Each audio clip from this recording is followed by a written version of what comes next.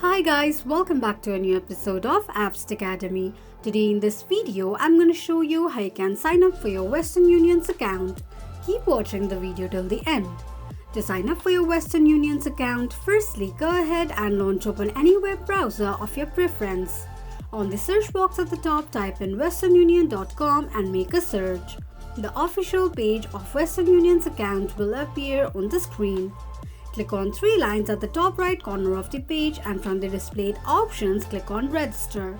On the next page, choose the country you are sending your money from, enter your first and last name, your email address. Create a password for your Western Union's account and tap on Continue. Click on an eye icon to check if you have entered your password correctly or not. Tick mark on the box to get updates and latest services from Western Union, and that's how you will be able to sign up for your Western Union's account quickly and easily just in few steps. If you have any thoughts or queries, let us know in the comments section. Don't forget to subscribe to our channel.